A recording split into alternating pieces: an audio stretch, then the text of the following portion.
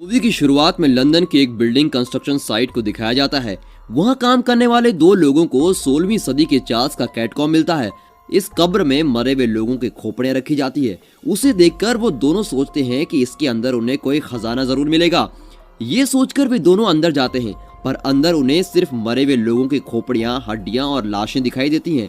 उन लाशों में से दो ज़ॉम्बी की तरह उनके सामने आ खड़े होते हैं और उन्हें काट खाने लगते हैं। तभी मूवी का टाइटल कॉकनीज वर्सेस ज़ॉम्बी आता है। कट करके मूवी के दो हीरोज टेरी और एंडी को दिखाते हैं। दोनों भाई हैं। ये दोनों अपने दादाजी के रिटायरमेंट हाउस की थोड़ी थोड़ी मदद कर रहे होते हैं। तभी एक दिन दादाजी के रिटायरमेंट हाउस के आगे किसी बिल्डिंग कंस्ट्रक्शन कंपनी के लोग एक बोर्ड रखकर चले जाते हैं। ये देखकर दादाजी गुस्से में जोर से चिल्ला रहे होते हैं। तब ये दोनों वहाँ पहुँच जाते हैं और दादाजी को गुड मॉर्निंग कहकर उनसे पूछते हैं कि आप इस उम्र में ऐसे बाहर आकर क्यों चिल्ला रहे हैं। इस पर दादाजी कहते हैं कि कौन कहता है मेरी उम्र हो गई, मैं अभी तक जवान ही हूँ। और ये तुम लोग क्या लाए हो? वे कहते हैं कि खाना लाए हैं। फिर वे अंदर आ जाते हैं और वहाँ के सभी बुजुर्गों को खाना खिला देते हैं। बाहर दादाजी उस कंस्ट्रक्शन कंपनी के बोर्ड को लात मारकर अंदर आते हैं। तब वहाँ उस कंस्ट्रक्शन कंपनी का इंजीनियर आकर कहता है कि आपकी परमिशन के साथ हम इस बिल्डिंग को गिराने वाले हैं। फिर दादाजी कहते हैं कि तुम लोग ऐसा नहीं कर सकते, ये कई बुजुर्ग और रिटायर्ड स्टाफ के रहने की जगह है, इसलिए तुम इसे नहीं गिरा सकते। पर इंजीनियर कहता है कि सरकार इस बिल्डिंग को गिराने की परमिशन हमें दे चुकी है और हम इसे गिरा कर ही रहेंगे। अगर आप चाहें तो पैसे देकर ये जगह खरीद सकते हो। ये सुनकर दादाजी सोच में पड़ जाते हैं और गुस्से में उसे बाहर चलने को कहते हैं। इतने में टेरी और एंडी सबको खाना देकर बाहर आ जाते हैं और अपनी कार में बैठे हुए होते हैं। पर बाहर उस कंपनी के इंजीनियर को खड़ा देख ये दोनों डिस्कस करते हैं कि इस उलझन को कैसे सुलझाएं। फिर वे कार में वहां से निकल जाते हैं। फिर हमें दिखाते हैं कि वो कंस्ट्रक्शन साइट जो पहले दिखाया गया था, वो पूरा एरिया बिल्कुल शमशान लग रहा है। पुलिस ने उस एरिया को सील कर दिया है। तभी टेरी और एंडी अपनी कार को अपनी साइट में पार्क करते हैं और वहां से एक वैन में निकल रहे होते हैं। रास्ते में वे अपने जिगरी दोस्त डेबी को पिकअप करते हैं, जिसने एक बढ़िया प्लान बनाया होता है, और साथ ही वे इस फिल्म की हीरोइन कैटी को भी साथ ले लेते हैं। कैटी दोनों भाइयों की कजन है। आखिर में एक और आदमी को भी अपने साथ मिला लेते हैं। इसे सब मेंटल मिकी कहते हैं। इराक वॉर में बुरी तरह से घायल होने से इसके सर में एक मेटल प्लेट रखी गई है। ये एक कंटेनर के अंदर कुछ गन्स निकालकर टेरी और एंडी की टीम को बताता है। वो कुछ ही गन्स उन्हें देता है, पर एक बड़ी शॉटगन अपने पास रख लेता है, जो कि एक अनोखी शॉटगन होती है। फिर सब मिलकर वहां से निकलते हैं और एक बैंक को लूटने जाते हैं। वहां पहुंचकर डेवी कहता है हम सब उस कंस्ट्रक्शन कंपनी के स्टाफ की तरह कपड़े पहनकर लोन लेने के बहाने बैंक के अंदर जाएंगे और गन दिखाकर उनको धमकाएंगे जरूर, पर किसी भी कीमत पर किसी पर गोली मत चलाना। अगर चलाया तो समझो हमारी जान भी गई। प्लान ठीक से समझकर वे सब वेश बदलकर बैंक के अंदर जाते हैं। बैंक के अंदर ज्यादा भीड़ नहीं होती, सिर्फ 2 या 3 लोग ही होते हैं। टेरी की टीम खड़ी खड़ी सोचती है कि किससे बात की जाए। तभी बैंक की मैनेजर वहां आती है और पूछती है उस कंस्ट्रक्शन कंपनी के मैनेजर ने ही तुम्हें यहाँ भेजा है ना, अंदर आ जाइए। ऐसा कहकर वो उन्हें अंदर ले जाती है। फिर वो पूछती है कि वो फॉर्म कहाँ है जो तुम्हारे मैनेजर ने तुम्हें दिया था। टेरी की टीम उलझन में पड़ जाती है और ये उनके चेहरे पर साफ साफ दिखता है। मैनेजर जान जाती है कि दाल में कुछ तो काला जरूर है और वो टेबल की ड्रॉर खोलकर एक इमरजेंसी बटन को प्रेस कर देती है। तभी मिकी मैनेजर से कहता है ऐसा कोई फॉर्म वॉर्म तो हमारे पास है नहीं। ऐसा कहकर वो अचानक अपनी शॉटगन निकालकर मैनेजर को दिखाता है। ये देखकर मैनेजर बहुत डर जाती है। फिर उससे पूछते हैं कि लॉकर कहाँ है। वो उन्हें लॉकर के पास ले जाती है और कहती है कि इस लॉकर में सिर्फ 2 मिलियन पाउंड है, जितना मिले उतना ही काफी है। ऐसा सोचकर वे सारे पैसे बटोर लेते हैं। बैंक के अंदर से बाहर आते हैं तो देखते हैं कि पुलिस की पूरी फोर्स वहाँ बाहर खड़ी है। ये देखकर तो वो बिल्कुल हक्के बक्के रह जाते हैं कि अरे हमारे रहते उस मैनेजर ने इमरजेंसी बटन कब दबाया। पैसों के बैग को नीचे छोड़कर वे सब हाथ ऊपर कर सरेंडर होने लगते हैं। इतने में अचानक माइकी अपनी शॉटगन निकालता है और पुलिस वालों पर गोलियों पे गोलियां चलाने लगता है। पुलिस थोड़ा पीछे हटने लगती है। इतने में टेरी की टीम वापस बैंक के अंदर चली जाती है। बैंक के अंदर वे कई प्लान्स ट्राई करते हैं जिससे वे वहां से बाहर आ सके, पर कोई अच्छा प्लान हाथ ही नहीं आता। बैंक में सिर्फ 2 लोग होते हैं, एक होता है लॉयर और दूसरी मूवी की सेकेंड हीरोइन इमा।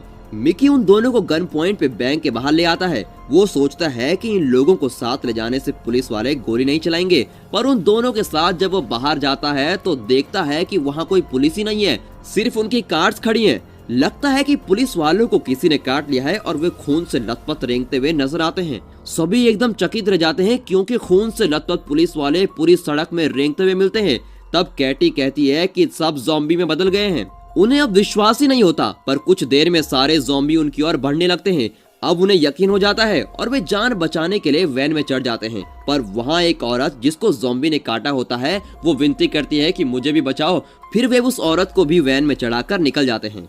रास्ते में वो औरत धीरे धीरे ज़ॉम्बी बन गई होती है और उन्हें काटने उनके पास आती है। पर इतने में मिकी अपनी शॉटगन से उस पर गोली चलाता है और वो वैन से बाहर गिर जाती है।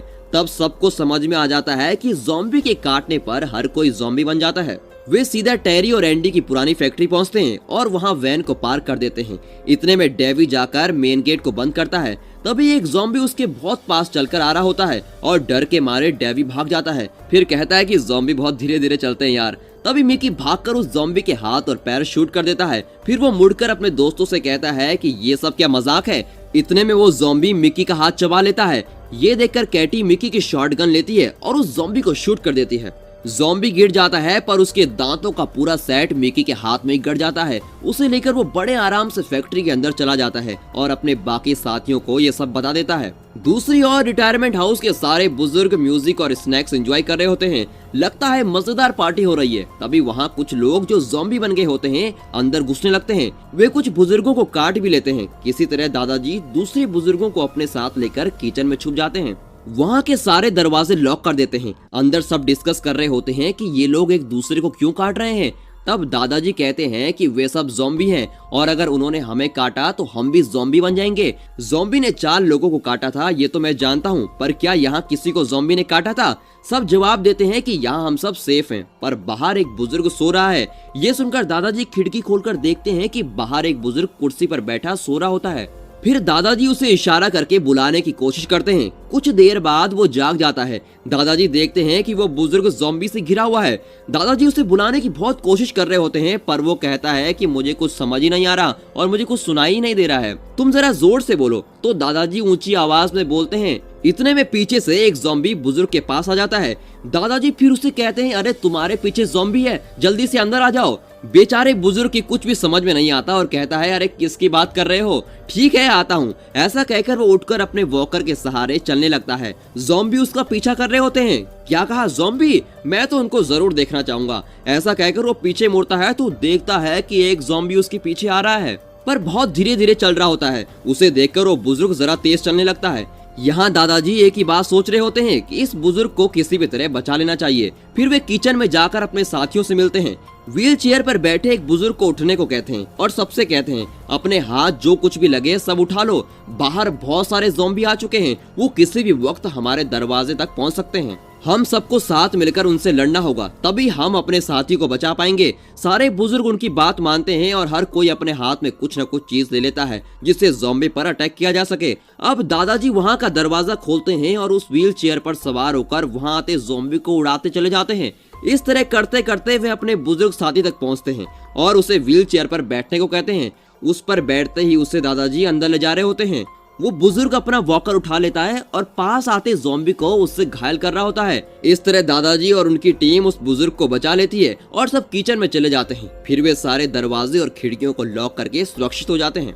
यहाँ टेरी की फैक्ट्री में उसके साथियों से वो डिस्कस कर रहा होता है कि डकैती वाले केस में पुलिस से कैसे छुटकारा पाया जाए। इतने में वो लॉयर जिसे वे बैंक से किडनैप करके लाए हैं वो कहता है कि इस डकैती के बारे में मैं पुलिस को जरूर इन्फॉर्म करूंगा, तुम लोग इस केस से नहीं निकल पाओगे। पर इमा ऐसा कुछ नहीं कहती, बल्कि वो उन्हें विश्वास दिलाती है कि मैं आप लोगों की कोई भी बात पुलिस को नहीं बताऊंगी। मेरी एक बहन भी है, मुझे उसके पास जाने दो प्लीज। इस तरह वो विनती कर रही होती है, पर टेरी और एंडी गन हाथ में लिए खड़े होते हैं और उन दोनों को गोली मार देने की धमकी देते हैं, पर उनसे ये हो नहीं पाता। पर मिकी इन दोनों की तरह रहमदिल नहीं होता। वो अपनी शॉटगन से दोनों को उड़ाने के लिए बिल्कुल तैयार खड़ा होता है। इतने में टेरी उसे रोकता है और कहता है, देख यार कुछ ही देर में तू भी ज़ॉम्बी बनने वाला है, इसलिए सारे पैसे हमारे हवाले कर दे और यहाँ से दूर कहीं चला जा। मिकी को गुस्सा आ जाता है और कहता है, अच्छा तो मेरे हिस्से का पैसा भी तुम लोग लेना चाहते हो? ऐसा कहकर उनसे गाड़ी की चाबी छीनकर अपने पॉकेट में रख लेता है। अब देखता हूँ कैसे जाते हो। ऐसा कहकर वो इमा और लॉयर को दूसरी ओर ले जाता है और दोनों को कुर्सी से बांध देता है।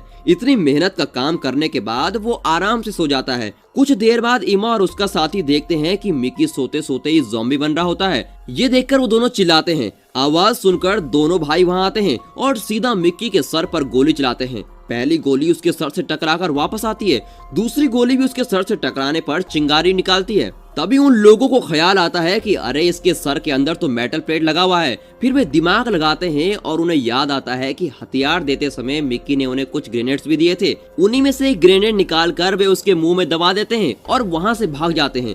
ग्रेनेड फटता है और साथ में मिक्की भी। इतने में लॉयर मिक्की की शॉटगन उठाता है और गन पॉइंट पर टेरी की टीम को धमकाता है कि मैं तुम सबको पुलिस के हवाले करूंगा। उसकी ये हरकत देखकर कहते हैं यहाँ सभी की हालत उलट पुलट हुई है और तुझे ये पागलपन सूझ रहा है। इतने में वहाँ 3-4 ज़ॉम्बी आते हैं और लॉयर का हाथ चबाने लगते हैं। इस गड़बड़ के बीच लॉयर से ट्रिगर दब जाता है और वो बुलेट से इन भाइयों के जिगरी दोस्त डेवी की छाती को चीर देता है। सब उसकी ओर भागते हैं और उनकी आंखों के सामने ही बेचारा तड़प तड़प कर मर जाता है। अब वे फिर एक दूसरे के साथ डिस्कस करते हैं कि आगे क्या करना है। वे ये फैसला करते हैं कि इमा को भी एक गन देनी चाहिए। अब उन सबके पास गन होती है पर बुलेट्स तो कम होती हैं। उनकी शॉटगन भी अब ज़ॉम्बी के पास फंसी हुई है। अब ज्यादा देर तक यहाँ नहीं रुक सकते, ये सोचकर वे सब बाहर जाते हैं और वहाँ रखी वैन में जो पैसे थे उसे अपनी एक कार में शिफ्ट कर देते हैं। तभी वे देखते हैं कि उस कार में चाबी नहीं होती। अब क्या करें? तभी उन्हें याद आता है कि उसकी चाबी मिक्की ने छीन कर रख ली थी। फिर टेरी भागकर अंदर जाता है और किसी तरह मिक्की की लाश ढूंढ निकालता है। फिर वो उसकी पैंट की पॉकेट से कार की चाबी निकालता है, पर जब तक वो चाबी लाता है उससे पहले कैटी कुछ करके वायर्स को कनेक्ट कर लेती है और कार स्टार्ट हो जाती है। वो साबित कर देती है कि वो एक काबिल चोर है। फिर वे सब कार में गली गली घूम रहे होते हैं। तब इमा कहती है कि वो अपनी बहन को देखना चाहती है और सब मान भी जाते हैं और उसकी बहन को देखने उसके घर जाते हैं। वहाँ जाने पर पता चलता है कि बेचारे की बहन भी एक ज़ॉम्बी बन चुकी है। ये देखकर इमा की आंखें भर आती है और अपने दोस्तों से विनती करती है कि प्लीज उस पर गोली मत चलाना, वो जैसे भी है वैसे ही रहने दो। ऐसा कहकर वो भी बाकियों के साथ कार में बैठ जाती है। कार में एंडी कहता है लगता है कि रिटायरमेंट हाउस में भी सब ज़ॉम्बी बन चुके होंगे, वहाँ जाने में अब कोई मतलब नहीं है, हम लोगों ने फालतू में ही बैंक को लूटा। टेरी उसे समझाता है कि हमें पॉजिटिव बातें करनी चाहिए। इतने में इमा भी उसका साहस बढ़ाती हुई और कहती है कि तुम लोग मेरी बहन के लिए इतनी दूर आए, मैं भी तुम लोगों का साथ जरूर दूंगी। उनके बीच एक डिस्कशन होता है, हम वहाँ जरूर जाएंगे पर हमारे पास तो कोई गन ही नहीं है, वहाँ जाकर ज़ॉम्बी से कैसे लड़ेंगे। फिर वे उस जगह जाते हैं जहां मिक्की ने एक कंटेनर के अंदर से हथियार निकालकर उन्हें दिए थे। वहां पहुंचकर जब वे कंटेनर के अंदर देखते हैं तो ऐसा लगता है जैसे गन फैक्ट्री का गोडाउन हो। फिर उन्हें लगता है कि मिक्की ने फौज में रहकर सारी गन चुराई होंगी, इसीलिए उसे फौज से निकालकर बाहर कर दिया होगा। तो वे वहां से बैग भर भर के गन उठाते हैं और अपनी कार में रखते हैं। फिर वे सोचने लगते हैं कि हम रिटायरमेंट हाउस के बुजुर्गों को वहां से कैसे निकालेंगे। तभी उनकी नजर लंदन की एक डबल डेकर बस पर पड़ती है। फिर क्या, एक और बार कैटी अपना टैलेंट दिखाती है और बिना चाबी के डबल डेकर बस को चुरा लेती है। फिर वे सब मिलकर उस बस में रिटायरमेंट हाउस पहुंचते हैं और इमा से कहते हैं तुम ये बस लेकर आसपास ही घूमती रहो, तब तक हम रिटायरमेंट हाउस के बुजुर्गों को बचाकर ले आएंगे। तो इमा बस चलाती हुई उस एरिया में घूम रही होती है। यहाँ टेरी और उसके साथी रिटायरमेंट हाउस के किचन के ऊपर का दरवाजा खोलते हैं। उसे खोलते ही टेरी के दादाजी वहाँ मिलते हैं। दादाजी अपने पोतों को देखकर बहुत खुश हो जाते हैं और कहते हैं अरे बच्चों, तुम लोग अभी जिंदा हो, चलो चलो जल्दी अंदर आ जाओ। अंदर आकर वे दादाजी को बताते हैं कि जल्दी से जल्दी यहाँ से बच निकलना होगा। फिर वे अपना प्लान दादाजी को बताते हैं। जब वे बैग खोलकर अपनी गन्स दिखाते हैं तो दादाजी और उनके साथी बहुत खुश हो जाते हैं। फिर हर एक के हाथ में एक गन दे दी होती है। उसके बाद एंडी 3 ग्रेनेड्स लेता है और उनको एक एक करके टेप लगाता है। फिर वो हॉल के शटर को खोलता है और उसके बाहर फेंक देता है। 3 सेकंड के अंदर वो ग्रेनेड्स फट जाते हैं। उसी विस्फोट में रिटायरमेंट हाउस का लगभग आधा हिस्सा धूल में मिल जाता है। इसी बीच टेरी, कैटी, एंडी, दादाजी और उनके सभी साथी बाहर आ जाते हैं और ज़ॉम्बी को ऐसे शूट कर रहे हैं जैसे वे पबजी गेम खेल रहे हो।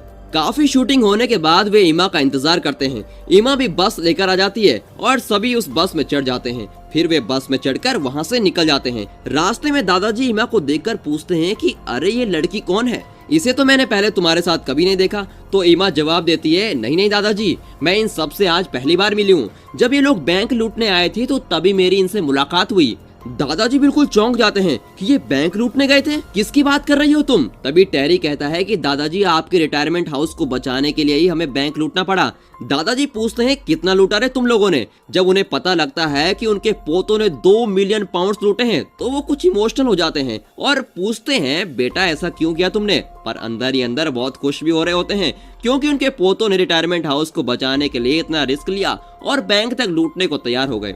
और दादाजी उन्हें आशीर्वाद भी दे देते हैं कि बच्चों, तुम लोगों ने अपनी जान पे खेलकर हम बुड्ढों की जान बचाई है, हम सबका आशीर्वाद तुम लोगों के साथ है, तुम जुग जुग जियो।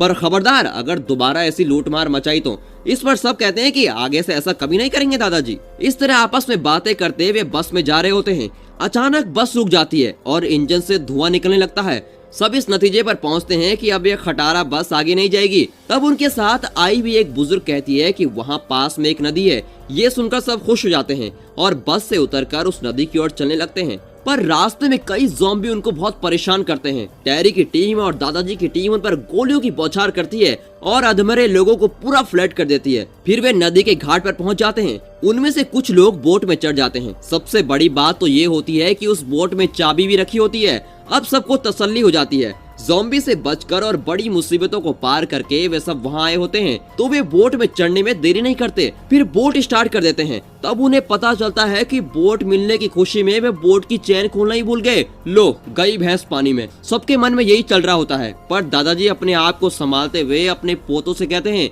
बेटा इन बुजुर्गों को किसी भी तरह बचाना होगा। वे सिर्फ कहते ही नहीं बल्कि अपनी पूरी ताकत लगाकर बोट से जमीन पर छलांग लगाते हैं।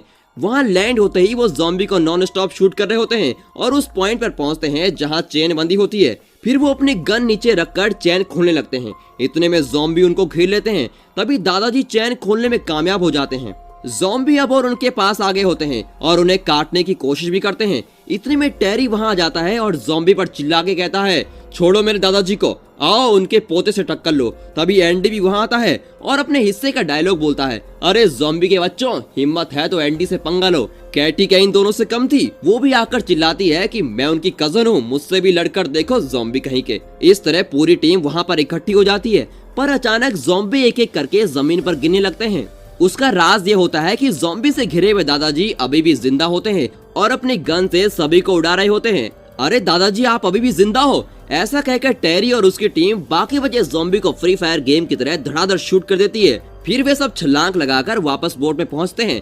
वे सब बचकर बोट में जा रहे होते हैं। इतने में दादाजी कहते हैं, तुमने मुझे बुढ़ा कहा था ना, तुमने देखा नहीं कैसे छलांग मारी मैंने, मैं अभी भी जवान हूँ। ऐसा कहकर दादाजी अपनी गन उठाते हैं और बोट में जाते जाते जमीन पर खड़े ज़ॉम्बी का सर गोली से उड़ा देते हैं। और यहाँ ये मूवी खत्म होती है।